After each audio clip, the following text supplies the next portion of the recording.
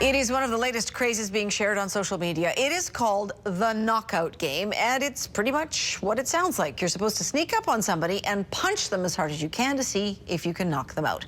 Brent Stafford is a communications expert. He's joining us now to talk about this. How long has this been circling around the internet? It's the last couple of years it's been circling around the internet. It's actually been something that's been going on for more than that. They say that in St. Louis. It started about 20 years ago. But really what started on the internet, it started really a lot in the UK with doing happy slapping, which was a version of knockout.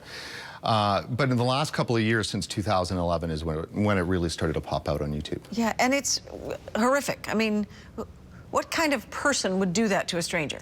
Where you start to find all the different words that you can use to describe it, shocking or horrifying. It's really amazing. I think the social compact has been broken a little bit. In a way, it's kind of terrorism, if you want to think about it. People are expecting that you can walk down the street beside somebody and not expect just be out in the public and be safe. Yeah, right. We've got some video of it. We want to show you, but we want to warn you, beforehand. If you've got kids who you think maybe shouldn't see this, have them leave the room. It's not. There's no blood spurting or anything like that. But it's not really pleasant. But do have a look at this. Oh, damn!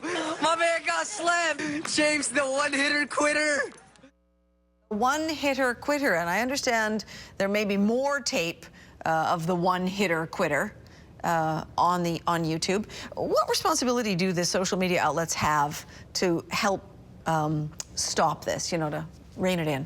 Well, first, that's a hard question to answer, obviously, because the internet's founded on its ability to be able for people to put content up on the net freely and for people to consume it too as well. So finding those lines of what's acceptable and not is difficult. And I would imagine some of this stuff should be pulled off, but I would think that it's not going to be because it fundamentally doesn't truly offend what is a sensibility in North America, definitely in the United States, which is a celebration of violence. So it's a big business. Entertainment is founded on violence. So from our sports, from our movies, from our television, and our video games are all centered around violence. So it's really hard for, say, YouTube or other social media to get into the business of banning this kind of stuff when fundamentally that kind of sensibility of violence is celebrated. Right. So who's sort of at most to blame here? The people doing the knockout and videoing it and putting it on the web, or all the people who comment on it? I know, isn't that interesting? It's a little bit of Schadenfreude, right? People enjoy seeing other people be miserable. There's also, too, as well, if you want to think about it as a Canadian, the hockey hit. And, we almost react the same way when you see two hockey players come together and one just drops down like that, right? And then Don Cherry's puts them up in a whole bunch of videos and makes several millions of dollars. So I would say that if you look at one of the reasons why these kids or teenagers are doing it is really to prove their manhood inside their peer group. And so they're looking for that badge of honor that they can wear when they knock somebody out like that. So once it hits the internet and people start passing it around and sharing it, what they don't understand is they're actually playing in and giving energy to the whole thing because they're actually rewarding them for doing the actions of the knockout. You mentioned Canadians and watching hockey. I've been sort of watching this get passed around and wondered when it would get here. It may have happened in Abbotsford earlier this month. This is Constable Ian McDonald from the Abbotsford Police Department. We can't rule it out, although we don't have any specific evidence that would suggest that that's what took place. Based on the fact that much of this is a mystery at this point, we can't rule it out. I'm aware of that trend or phenomenon. I've seen it online.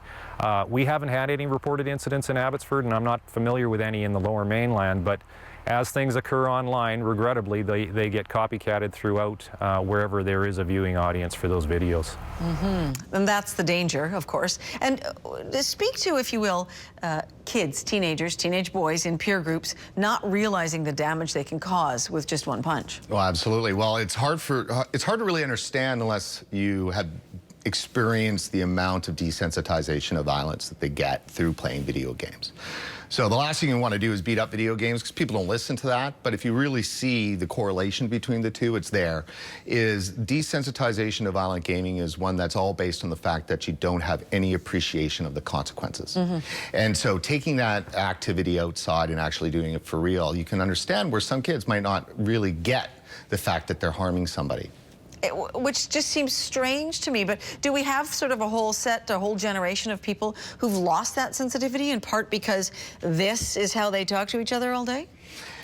Well, certainly it's not just video games. It's everything. Like I said, our culture celebrates violence, but certainly if you are vulnerable in your life and you're already susceptible to some emotional issues and challenges that you may have, the repeated experience of killing inside a video game is definitely going to sneak its way into your real life behavior.